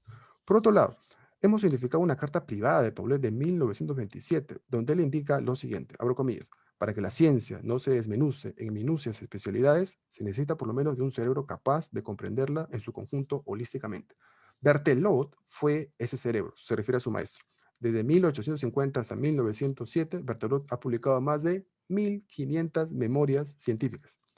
En la misma carta, líneas más adelante, Paulet indica lo siguiente, abro comillas, como maestro Berthelot se distinguió por su interés en favor de los estudiantes, aún extranjeros. Puedo afirmarlo personalmente porque habiendo tenido la ventaja de ser su discípulo, lo dice Paulet, en la Sorbona, recuerdo, no sin conmoverme, la solicitud con que me alentaba en mis estudios para aplicar explosivos de guerra en la navegación aérea, 1901. Estudios aún inéditos que no he podido continuar después de haber obtenido mi diploma de ingeniero en esta institución. Antes de concluir, citaré un pasaje no conocido de Paulet. Luego de firmar los planos de su avión torpedo en 1902, todo indica que Paulet realizó una especie, vamos a decir, una especie de posgrado en las instituciones alemanas. Al año siguiente, en un oficio del Consulado del Perú, nos informa, abro comillas, posteriormente, habiendo sabido que mis profesores de la Technische Hochschule de Berlín, que en esa ciudad iba a tener lugar una conferencia internacional de telegrafía sin hilos, solicité apoyo, cierro comillas. Queda pendiente, pues, revisar con mayor profundidad estos años de Paulet en Alemania y ver las conexiones, cursos, contactos que tuvo. Lo que sí es curioso, escuchemos atentamente esta parte, es mencionar que el afamado Bernd von Braun, jefe del proyecto Saturno V, que llevó al ser humano a la Luna, se graduó en 1932 en la Technical University of Berlin, que es la misma institución que en años anteriores Paulet logró estudiar. Qué interesante conexión. Durante su vida, Paulet demostró coraje y valentía para afrontar cada reto. Según el contexto que lo rodeaba, no se amilanaba. Consideramos que el legado de Paulet se encuentra vivo en cada peruano que busca la excelencia y desea innovar. Su obra es vasta y requiere un mayor cuidado y análisis. En el presente estudio hemos querido presentar un nuevo enfoque histórico desde el uso de las fuentes primarias. ¿Cuál es el legado científico-tecnológico de Paulet para el Bicentenario? Bueno, es tener como consigna el Perú, en su conjunto, antes que intereses individuales. Es armarse de coraje, dominar el miedo, resistir y propulsarse al futuro. Paulet, a donde llegaba, hacía obra, creaba algo, fundaba instituciones, escribía conferencias, dibujaba, fotografiaba y proponía mejoras para el desarrollo del bien común en el Perú. Su obra científica está esparcida en diversos repositorios. Es necesario juntarlos, compilarlos y generar un consolidado de sus textos, idea primigenia que planteó su primo, Francisco Mostajo, e interpretarlos, por supuesto. Su obra tecnológica es también fascinante, su girándula motriz, los planos de su avión torpedo, su invento de paredes termoeléctricas aún no estudiadas, su prototipo de motor cohete que lamentablemente se extravió en Lima. A todos estos, proyectos esperamos poder encontrarlos en un futuro cercano. Y a todos los que nos escuchan, por favor, si tienen archivos, fotos, planos o textos relacionados a Paulet que hayan adquirido por el azar del destino, comuníquenlo, por favor, en este caso al correo que va a aparecer al final, porque sería de mucha utilidad para lo que le vamos a decir en unos segundos. La propuesta es que acá hay una sección de la Luna que se llama Marte de la Tranquilidad. Nosotros con esta ponencia también proponemos lo que hace unos años lo propuso diversas personalidades, entre ellos el famoso y entrañable amigo desaparecido doctor Lorenzo Vargas, que es denominar el Mar de la Tranquilidad como el Mar de la Tranquilidad de Pedro Paulet, precursor de la era espacial. Con eso concluyo la ponencia, les agradezco mucho, les deseo un feliz 28 de julio adelantado y esperamos que en un futuro cercano el Estado peruano y las autoridades internacionales nos escuchen y podamos hacer un expediente para presentarlo y de esa manera renombrar o complementar el nombre Mar de la Tranquilidad Pedro Paulet, precursor de la era espacial. Muchísimas gracias por su atención. Bien, bien, muchas gracias. Quiero agradecer y felicitar a los tres ponentes por no solamente por haber dado una excelente presentaciones de los trabajos que ya, digamos, que había tenido la oportunidad de leer, sino también por haber podido desarrollar sus investigaciones y continuar haciendo las investigaciones dentro de un contexto tan complicado como es la actual pandemia, ¿no? Así que eso creo que siempre, creo que eso es meritorio y hay que reconocerlo. Ahora, lo que hay muchas cosas, digamos, algo que me llamó mucho la atención, es lo mucho, digamos, que he aprendido de leer las ponencias y lo poco que conocía de los temas también dentro de lo que cada uno ha presentado. Se trata, si tuviese que, digamos, plantear una suerte de línea transversal a las tres ponencias, diría que se trata de los estudios sobre disciplinas y campos nuevos en el área de ciencia y tecnología en el Perú del último, básicamente del último siglo, ¿no? Ya sea a nivel de disciplinas como la meteorología o disciplinas, digamos, carácter científica o académicas, como la sociología o también como, digamos, el campo de lo aeroespacial. Pero lo que más también me llama la atención, y esto por eso quisiera hacer algunos comentarios de manera general, digamos, sobre las tres ponencias, es cómo estas permiten entender factores estructurales que tienen que ver con el país, ¿no? No solamente me refiero a, digamos, los campos específicos, creo que cada uno ha presentado de manera muy buena, sino también, por ejemplo, y lo habían comentado ustedes, lo que tiene que ver con el rol de la ciencia en general, ¿no? O sea, con esta cuestión de la ciencia y la política, que también algunos panelistas, personas que están en el público han hecho mención, y la idea también está que hubo un debate hasta hace poco con lo de la ciencia neutral, ¿no? Y a raíz de la estadística, pero que se puede aplicar también a disciplinas mucho más allá de eso. Y un segundo punto que tiene que ver con el rol de la ciencia, la tecnología y el Estado, que es una relación siempre un poco tensa, un poco complicada, ¿cierto? Que no se acaba únicamente con el financiamiento, no se acaba únicamente con las becas, no se acaba únicamente, digamos, con acoger o con abrir nuevos tipos de espacios, sino que tiene que ver con muchos otros campos más, tiene que ver con el hecho de tomar la iniciativa, tiene que ver con el hecho de proteger también, ¿no?, a la comunidad científica, o en todo caso promover también de manera pública el tema del desarrollo científico y tecnológico en el país. Eso, estamos viendo algunos cambios interesantes que se están dando en COSITEC, que por mucho tiempo estuvo restringido a lo que son las ciencias duras, ¿no?, en el sentido más digamos, de nicho, ¿no? Y que felizmente ahora están abriéndose también para difundir y divulgar otro tipo de, digamos, de áreas. No es un problema que aqueja únicamente a Perú, también en Chile también tenemos acá varios temas y discusiones sobre el financiamiento, digamos, a disciplinas, y no solamente a disciplinas que son científicas, sino también a disciplinas que forman parte del canon científico, como son las ciencias sociales y también, en cierta manera, las humanidades, ¿no?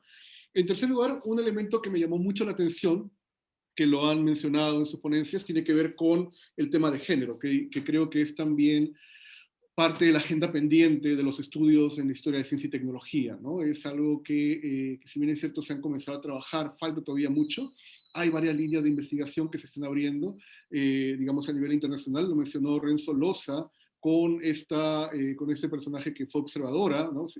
No recuerdo el nombre ahorita, pero que tuvo un rol también, digamos, abrir camino frente a unas disciplinas que han sido básicamente dominadas por varones por muchos años.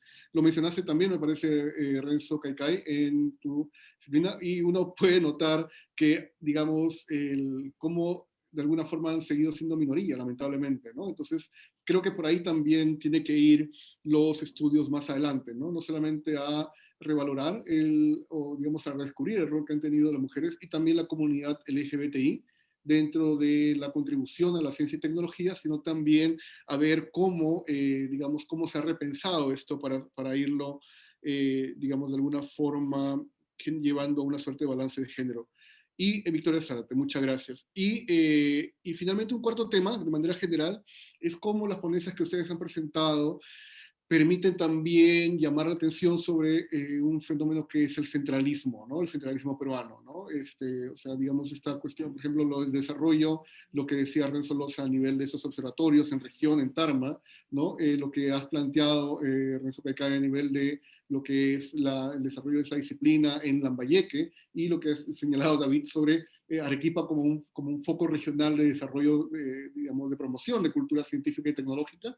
Creo que son elementos muy importantes que deberían servir como una suerte de impulso para repensar, digamos, más allá de lo que ya conocemos, ¿no? De lo que sí ha habido un desarrollo definitivamente en Lima, eso creo que lo vemos, pero se trata de ver cómo este desarrollo también, o esta expansión, o quizás no, también ha ocurrido en otras partes del país.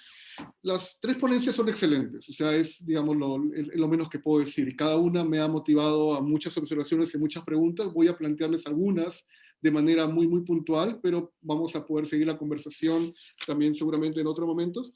En el caso de la meteorología que plantea Renzo Loza, me llamó mucho la atención sobre, y también que es algo muy común a lo que han planteado ustedes dos también, es cómo se desarrolla, cómo nace una rama científica, ¿no? Y los problemas que enfrenta para desarrollar, sobre todo cuando son disciplinas nuevas.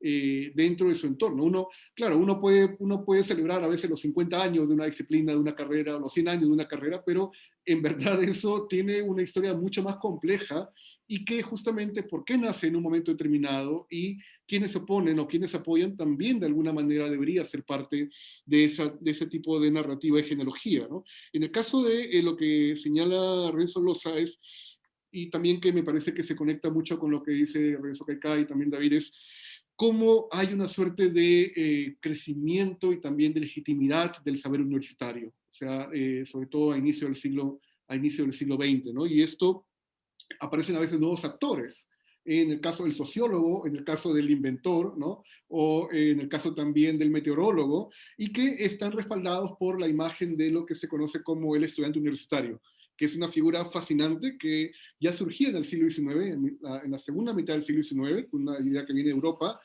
y que ha estudiado muy bien Omar Rojas Herrera, pero que se consolida con la generación del centenario, ¿cierto? Y que se consolida además también con una migración que lo ha estudiado José Luis Renique y José de Ustua para el caso de las universidades públicas, y que después nuevamente se vuelve a expandir en los años 60 con esta difusión de las universidades públicas regionales, con la idea de desarrollar focos espaciales a nivel del Estado, ¿no? Entonces, hay muchos elementos, como pueden ver seguramente ustedes, que se cruzan, que son transversales a los temas que ustedes han trabajado, ¿cierto? Y que tiene que ver precisamente con eso.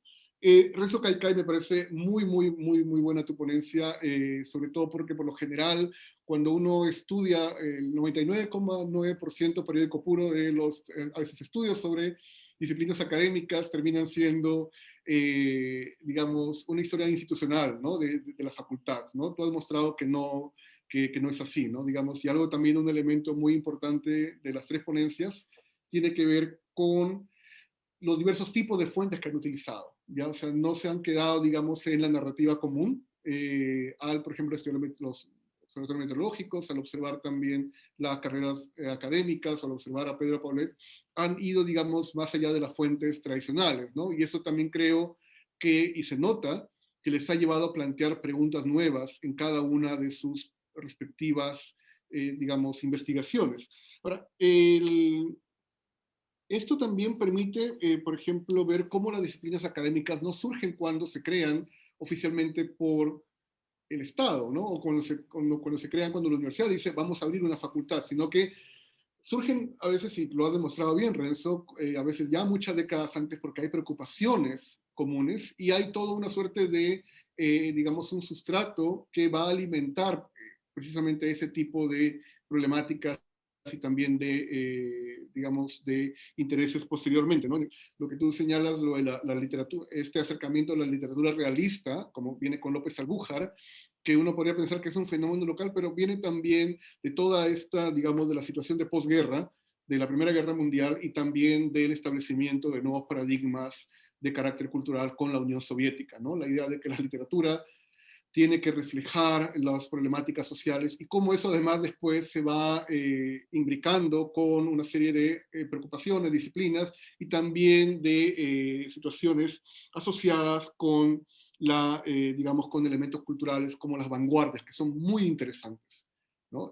Se conoce obviamente mucho sobre la bohemia de Trujillo, que va a dar lugar al APRA, se conocen algunos también que tienen que ver con lo que pasa en la Belle Époque en Lima, se han estudiado para el caso de Cusco, Soy la Mendoza ha estudiado para el caso, y también me parece que Raúl Romero ha estudiado para el caso del Valle del Mantaro, ¿no? Entonces hay, digamos, un florecimiento de estos centros que también después van a surgir en los años 40 en Huamanga y que van a dar lugar a la creación de espacios de discusión, no solamente cultural, sino también académica, intelectual, de exposición de problemáticas que de alguna forma tienen una línea genealógica común con el establecimiento de problemáticas académicas y mucho más concretas, ¿no? Y por eso lo que les comentaba, o sea, en los años 60, esta expansión de las universidades va a ser muy importante porque va a crear por primera vez una red de universidades públicas masivas, ¿no? Con preocupación directa a, a problemas regionales y locales, con además, digamos, actores locales en cada uno de estos lugares, ¿no? Uno lo puede ver surge en la Agraria La Molina, y básicamente surgen como respuestas a problemas agrícolas, que es también un problema de carácter global que se está dando con temas mencionados con la desnutrición, pero también con cómo vamos a alimentar a las personas, digamos, y también cómo vamos a evitar revoluciones como la cubana, digamos, justamente desarrollando el campo, ¿no? Entonces, digamos, todos esos son elementos que están ahí, digamos, que se aprecian. Y una cosa que me pareció, sí, muy llamativa es, claro, el mercado laboral, ¿no? O sea, ¿cómo creas universidades? Al final, ¿cómo haces para desarrollar, cómo haces para que este tipo de actividades académicas sean finalmente sostenibles en el tiempo, ¿no?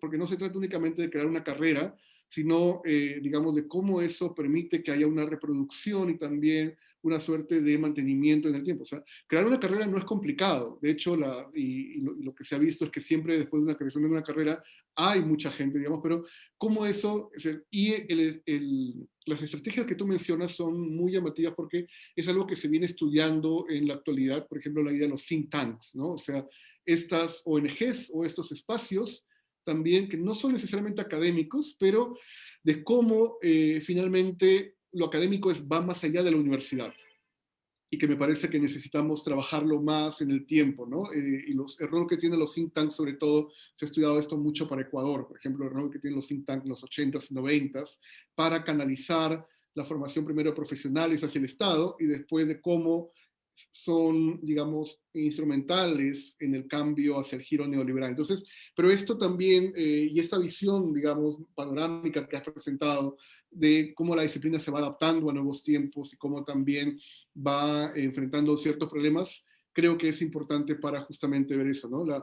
Sobre todo, además también este paradigma de la revista, o sea, que es un paradigma que tenemos hasta el día de hoy, ¿no? O sea, la revista académica como una suerte de como culminación, como cristalización de una suerte de generación o también una suerte, digamos, de pensamiento dentro de un tipo de facultad. Entonces, es una suerte, digamos, de paradigma que a veces se vuelve fetiche porque termina, digamos, creando una, en general, en las revistas académicas, y justamente se osifican, ¿no? Terminan, digamos, por no expandirse o abrirse a nuevas, digamos, a nuevas variantes. Y eso también, digamos, me permite un poco entrar al caso de lo que toda esta cuestión de desarrollo regional me permite entrar al caso de que ha trabajado, que viene trabajando David, ¿no? Y insisto, es muy llamativo, o es también quizás ignorancia mía, que es también muy probable, es muy llamativo lo poco que sabemos de Pedro Paulet. O sea, es bastante ¿no? Muy llamativo lo poco que se conoce, al menos a nivel de estudios académicos, a nivel también, digamos, incluso en la esfera pública. Muy de vez en cuando, a veces yo lo veo, sale la imagen de Paulet vinculado con la cuestión de la aeronáutica, pero más allá de eso, no. Entonces, obviamente no se trata de, digamos, traer una suerte de historia de bronce como, digamos, como pasaba hace 30 años, ¿no? Como tampoco se trata de glorificar ninguno de los temas que venimos trabajando, pero sí hay, lo que tú has planteado bastante bien, da lugar a muchas preguntas en torno a, no solamente a Paulet como persona, como científico, sino también a cuáles son los factores de carácter estructural que por una parte permiten que Pedro Paulet pueda desarrollarse, pero también que hasta cierto momento llega a un techo, ¿no? Entonces, y que son justamente algunos elementos comunes también al hecho de la meteorología y también de la disciplina académica como la sociología. Y además también con el desconocimiento que tenemos de la aeronáutica. Por lo general, la idea de la aeronáutica por mucho tiempo estuvo casi monopolizada por la FAP, ¿no? Y se redujo la historia de la aeronáutica a una historia casi de la FAP o de la aviación militar. Felizmente que eso ya no es así. Hay toda una rama, hay toda una área en historia de la ciencia y tecnología que está vinculado con la cuestión de la aviación, ¿no? Y que se ha estudiado desde cómo se han reclutado a las personas que ayudan en los aviones, en los vuelos comerciales, ¿no? A las asistentes de vuelo, por ejemplo. Hay estudios muy interesantes sobre eh, para el caso asiático, hasta más recientemente para el caso peruano, un libro muy bueno que recomiendo y muy bonito, que es de Willy Hyatt, que es sobre el aeroplano y la aviación como una herramienta tecnológica de articulación del país en el siglo XX, ¿no? Entonces, hay muchos elementos bien interesantes ahí y que además tiene que ver con la cuestión de cómo Paulet justamente articula una serie de espacios, ¿no? Espacio local como es Arequipa, pero también algo que me llamó mucho la atención que es Japón, básicamente, y además se encuentra en Japón en los 30, que no es precisamente el momento más tranquilo digamos, de ese país en el siglo XX, ¿no? Entonces, eso también hasta qué punto, por ejemplo, termina condicionando una suerte de aprendizaje más militarista de lo que va a ser, la aeronáutica o la ciencia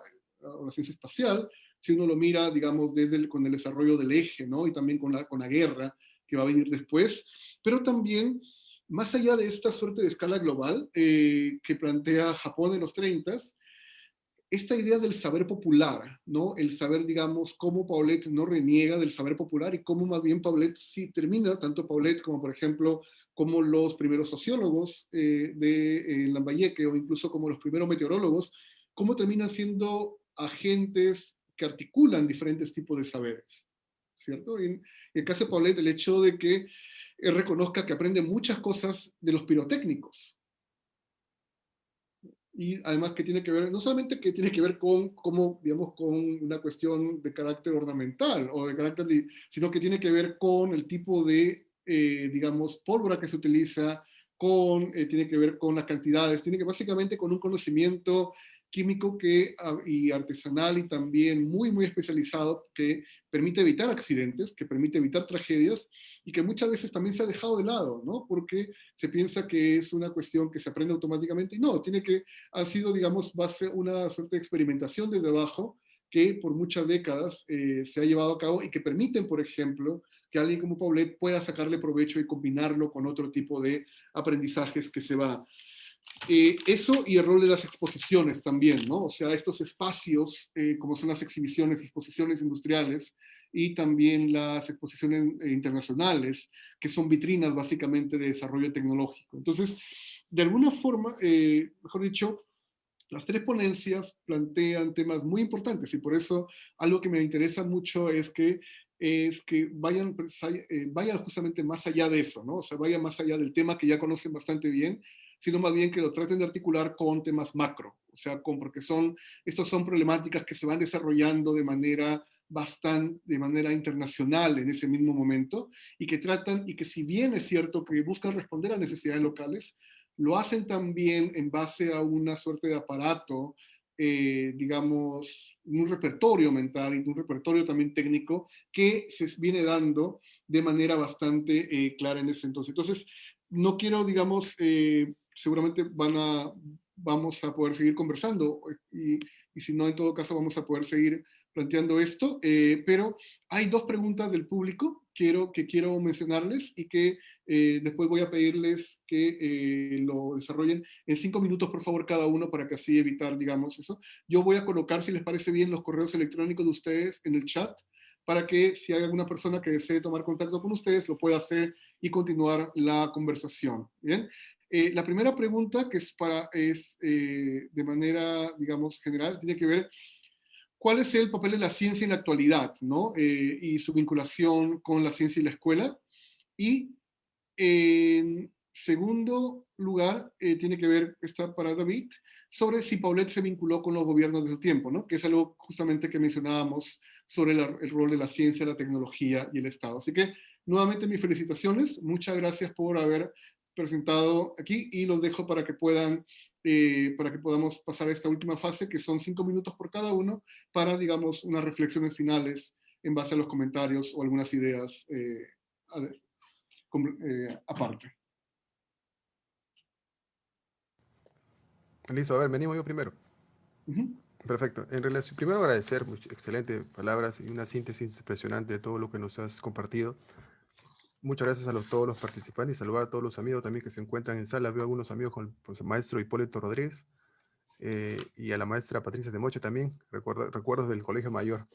Bueno, en relación a la pregunta, ¿qué relación está la ciencia, ¿no?, con la escuela? Yo creo que es clave, ¿no? En estos momentos, cuando vemos que nuestras escuelas están en un modo, vamos a llamarle virtualizado, en el cual las pantallas son los salones, ¿no? Los números aquí en el Zoom son las sillas, ¿no? Creo que tenemos que ver mucho esto de lo que es relación calidad y enseñanza, ¿no? En las escuelas, por ejemplo, nosotros teníamos a 20, 30 estudiantes, ¿no? Podemos decirlo, pero el Zoom nos permite, sabemos, a 100 o un poco más, ¿no? Y a veces el seguimiento también de los trabajos y de la enseñanza que se hace puede ser menoscabada. Entonces, creo que la ciencia, y conozco muchos docentes que están en las escuelas, están avanzando. Hay muchas herramientas, hay muchas estrategias nuevas que no están todavía teorizadas. Hay muchas propuestas que creo que a fines de este año deberán ser un poco consolidadas en una publicación y creo que hay mucha conexión. Actualmente el estudiante que está en el colegio tiene muchas más ventajas, vamos a llamarla a nivel metodológico, a nivel de herramientas, que los estudiantes que estaban antes del siglo XX o en este caso, bueno, antes de la pandemia, ¿no? Y en relación a la pregunta sobre Paulet y el Estado, Paulet desde que inicia su conexión con la academia, en este caso con la escuela y la universidad después, se conecta, miren qué curioso, con un presidente, ¿no? En este caso, Eduardo López de Romaña, era un personaje, un ingeniero que estudió en el extranjero, en Inglaterra, me parece, y cuando viene aquí hace mucha obra. Entre una de sus obras, él era director de vamos a decir, la beneficencia y a su vez también fue directivo en este centro artístico, donde Paulet ya destacaba. Entonces hay una conexión entre Paulet y un futuro presidente, ¿no? Estamos hablando de López de Romaña, en 1899. Cuando Paulet emigra y ya está allá en Europa, ya lo conocía Eduardo López Romaña. Hay cartas que puedo identificar donde ellos ¿no?, se conectan, se apoyan, le dicen, mira, falta esto, Y gracias incluso a una recomendación de López Romaña, que ya era presidente, él logra ingresar, ¿no? Vamos a llamarle como un personaje técnico, un miembro, vamos a decir, de la representación del Perú en la exposición de 1900. Y es ahí donde se hace, vamos a decir, el inicio de toda su carrera. Luego, ya con los presidentes José Pardo, que también Pardo lo convoca para ser director de las Cortes de Oficios, luego con el presidente Leguía y el presidente Óscar R. Benavides, yo creo que él durante toda su vida, como fue miembro de la Cancillería, tuvo esa conexión directa, ¿no?, con los presidentes, ¿no? Y hay un estudio pendiente que debe hacerse, donde Paulet se carteaba con ellos, les enviaba sus proyectos, les pedía a veces de repente presupuesto, apoyo, no lo sé, y creo que eso indica que él siempre estaba tratando de hacer eso que llaman muchos autores la geopolítica, ¿no? Finalmente, me gustaría también un poco cerrar esta participación sobre el tema de la meteorología que escuché atentamente a Renzo. Renzo menciona a Mostajo, ¿no? Y Benjamín Mostajo fue su primo, el primo de Pedro Paulet. Y eso es interesante cómo se conecta la meteorología, porque él cuando llega, la aviación todavía no estaba desarrollada. Y su primo, en este caso Benjamín, tiene una sección que se llama la sección meteorológica, fue estudiante incluso, ¿no?, sabemos, en San Marcos, y luego va a enseñar como asistente, vamos a decir, en la Escuela de Artes y Oficios. Entonces se conectan esos dos temas, ¿no? La meteorología, en este caso Benjamín Mustajo, y el propio Paulet, incluso cuando le escribe y le dice, estoy preocupado porque mi primo está un poco enfermo, lo voy a apoyar, luego se mejora. Y ya años posteriores, cuando se genera la Academia de Ciencias, ¿no?, uno de los fundadores es Benjamín Mostajo. Es muy interesante ver esas conexiones de tiempos, ¿no? Y finalmente, escuela, ciencia, creo que es necesario un poco seguir las recomendaciones que hacía el propio Paulet a inicio del siglo XX.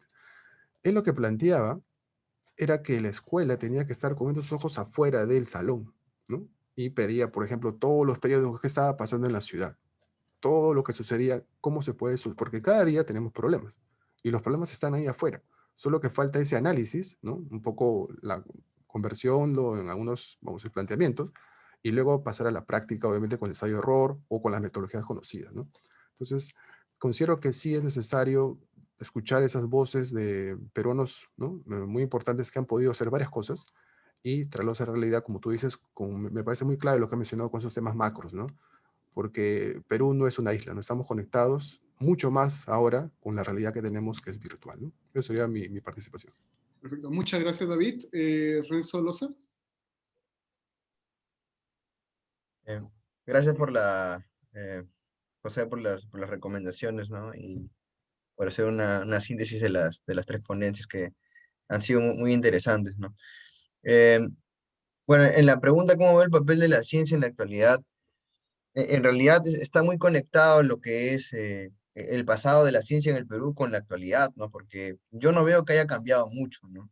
¿Por qué lo digo? Por mi experiencia propia de estudiante en colegio estatal, donde yo nunca tuve pues la suerte de tener un telescopio, nunca tuve la suerte de tener un profesor que me dijera, pues, no, vamos a un observatorio meteorológico, o vamos a ver, no sé, por lo menos, ¿no? Cosmos, ¿no?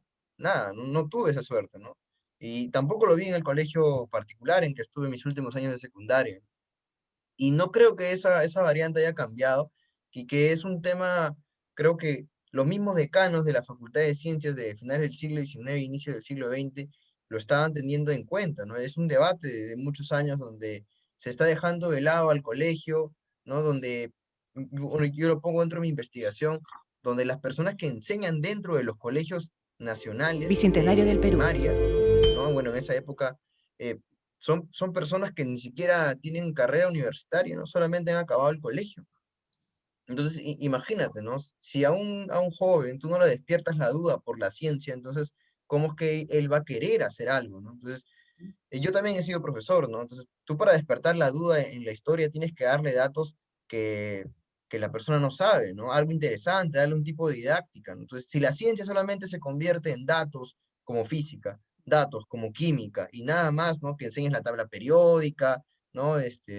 MRU, MRV, entonces, eso no ayuda a que el alumno, pues, no despierte dentro de ellos eso, ¿no? Entonces, también va el hecho de que en el caso, ¿no? Como yo mencionaba, esta bachiller Victoria Zárate Cortés, ¿no? Que realizó una investigación climatológica, ¿no? De la data del Observatorio UNANUE. Y es importante porque creo yo que, al menos yo lo he sentido así, en los colegios no hay esa motivación de decirle a las mujeres que ellas también pueden ser científicas, ¿no? Que hay representantes, no solamente en el extranjero, sino también en el Perú, que han desarrollado ciencia, ¿no? Tenemos una astrónoma aquí en el Perú, que es Marquina, que tuvo que hacer su especialidad de astronomía fuera del Perú, ¿no? Entonces, el proyecto de astronomía en el Perú es un proyecto que viene del siglo XIX, ¿no? Es increíble, ¿no? Uno diría, no, pero este proyecto lo hemos visto ahora en el 2015, no. Este proyecto viene de hace años atrás. Es decir, se compraron un observatorio astronómico, si no me equivoco, creo que es Pardo el que compra las piezas, ¿no? Para armar un observatorio astronómico. Bueno, sucede la guerra con Chile, es saqueado este material, y bueno, después más adelante el proyecto pues no, a nadie le interesó, ¿no? Entonces, en San Marcos se dictaba el curso de astronomía, pero no había ningún observatorio astronómico, ¿no? Y el más importante observatorio astronómico estuvo en Arequipa, ¿no? El Observatorio del Carmen de Alto, ¿no? Nada más, ¿no? Pero aquí en ninguna universidad se quiso desarrollar, ¿no? Eso, ¿no? Entonces, si me preguntan cómo veo el papel de la ciencia en la actualidad, lo veo en la actualidad con fuerza por el tema del COVID, pero lo típico, ¿no? Por ejemplo, la ponencia de Paulet es importante, es trascendental, llama mucho la atención y seguramente el profesor Marcos Cueto lo pondría como un punto de excelencia científica en la periferia, pero solamente sería que Paulet, ¿no? Con lo que él está haciendo, porque es una excelencia científica muy grande, ¿no? Pero ¿y las demás ciencias? ¿No? Las demás ciencias se desarrollan, ¿no? Quizás no están haciendo investigaciones nuevas, pero tienen una dinámica de desarrollo que hay que observarlas, ¿no? Como dice José, podrían verse a niveles macro, ¿no? Por ejemplo, ya para terminar, lo último que voy a decir, en el año de 1925, muchos creen que este fenómeno del niño gigante no hubo nadie que lo anticipó, no hubo nadie que dijo que haga prevención, eso es falso. En el año de 1925 había observatorios meteorológicos donde en las haciendas del norte, ¿no? Las haciendas azucareras, y ellos ya habían determinado que iba a pasar algo. Ya hay observaciones ya hay algunas anotaciones científicas sobre la corriente de Humboldt de parte de Federico Villarreal, ¿no? Que él está recopilando información y está hablando ya al Estado de que es posible de que exista un evento climatológico grande si no se tomaban las precauciones del caso, ¿no? Y en este caso, pues no se las tomó, ¿no? Entonces, creo yo que el tema de ciencia es un tema muy importante, un tema que debería enseñarse desde los colegios de una manera diferente. Creo yo, al menos yo lo he sentido así, que los historiadores que enseñamos, luego nos volvemos educadores, tenemos un plus para dictar historia, ¿no? Creo que también en ese caso podría ser con los científicos. Hay muchos científicos que se quejan de que no hay cabida profesional o de que o deben irse al exterior, ¿no? Para tener un poco de sustento. Podrían de repente el Estado, ¿no? Hacer un proyecto para que de estas ciencias puras como historia, ciencias, ¿no? Puedan enseñar dentro de los colegios, claro, obviamente después de recibir unos 3 años de pedagogía, ¿no? Creo que sería bueno, ¿no? Sobre todo para despertar la duda en los estudiantes, ¿no? Una forma dinámica de enseñar a diferentes tipos de ciencias. Bueno, eso es todo. Gracias. Muchas gracias, Renzo. Y doy pase para finalizar a Renzo Caicay. Sí, muchas gracias por los comentarios y felicidades a todos, a los ponentes. Y dentro de todos los puntos a tocar, quisiera sintetizar con la relación entre pues, humanidades, ¿no? Que es la parte en que, en que he expuesto y que estoy estudiando, y la institución en general y sobre todo su disciplinamiento. Está muy en claro este concepto, a mí me parece, ¿no? Eh, ¿Cómo veo la ciencia ahora? He participado, pues, en mi experiencia personal directamente en el rediseño curricular, por ejemplo, de sociología. Sociología, vemos, pues, que está negada del todo o separada del todo de sus humanidades, ¿no? O sea, de cursos de ciencia, perdón, de cursos de historia, de filosofía, desbalanceado con la parte técnica, ¿no? Y que le ha traído muy buenos resultados, ¿no? Eh, pero que me lleva a problematizar esa relación entre la institución de la sociología a costa de la separación y de capturar las humanidades, ¿no?